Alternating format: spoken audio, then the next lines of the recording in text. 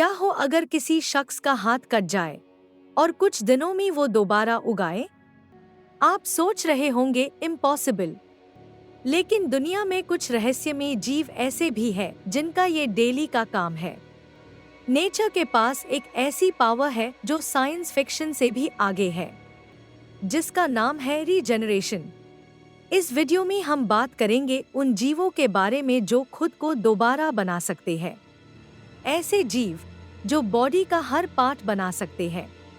साथ ही ये भी जानेंगे कि ये होता कैसे है और जानेंगे क्या यही टेक्निक भविष्य में इंसानों पर भी काम करेगी।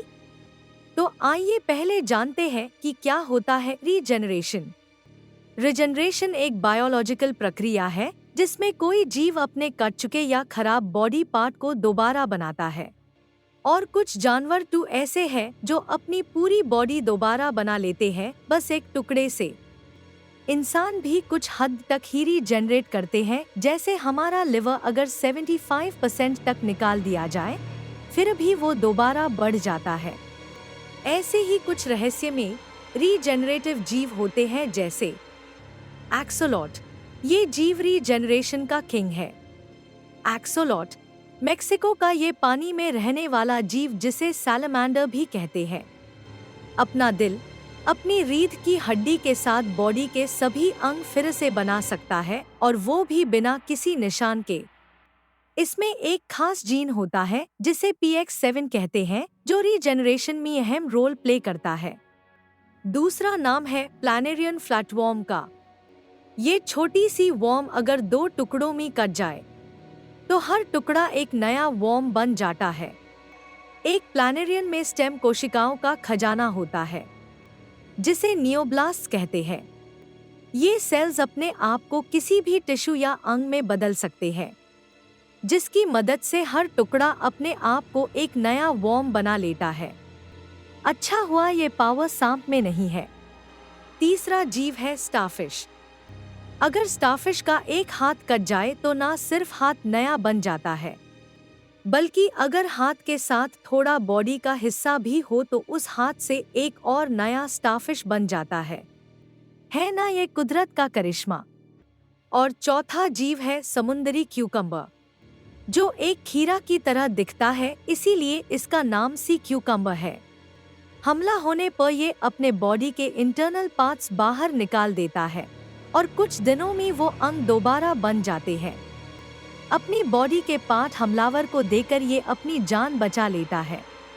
इसी तरह एक और जीव है ज़ेब्राफिश। ये भी एक समुद्री जीव है जो अपने दिल के सेल्स को रिपेयर करके अपने खराब हो चुके दिल को दोबारा बना लेती है। साइंटिस्ट इस पर रिसर्च कर रहे हैं ताकि इंसानों के दिल का सही इलाज मिल सके। और छठा नाम है एंटलर हिरन का।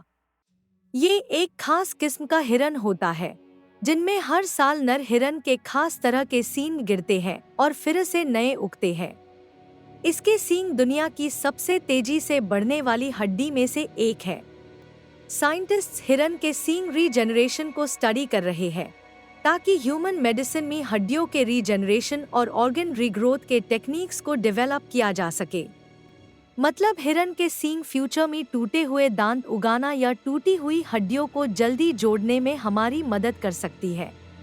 और अब हम बात करेंगे एक ऐसे जीव की जो हमारे आसपास मौजूद होती है, जिसे कहते हैं छिपकली।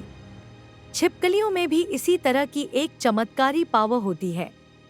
छिपकली अपने पास खतरा देखकर अपनी पूंछ गिरा देती है, पर कुछ ही दिनों में ये नई उग जाती है, जिसे ऑटोटोमी कहते हैं, और इस तरह वो दुश्मन का ध्यान भटका कर भाग जाती है। लेकिन सबसे खास सवाल कि आखिर इन जीवों में ये रीजेनरेशन होता कैसे है। साइंटिस्ट इसके 3 चरण बताते हैं।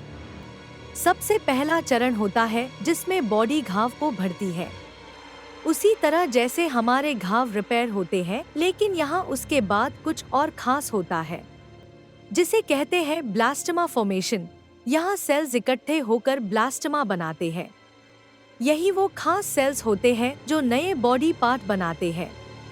और फिर होता है फाइनल काम डिफरेंशिएशन, ये ब्लास्टोमा सेल्स किसी खास अंग या टिश्यू में बदल जाता है, जैसे हाथ, पैर या दिल, और इस तरह बन जाता है नया अंग। रीजनरेशन कुदरत का वो करिश्मा है जो इंसानों को हमेशा से ही हैरान कर देता है। और हर बार ये सवाल उठता रहा है कि क्या हम भी फ्यूचर में अपना हाथ, पैर या कोई ऑर्गन बना पाएंगे जो नेचुरल होगा?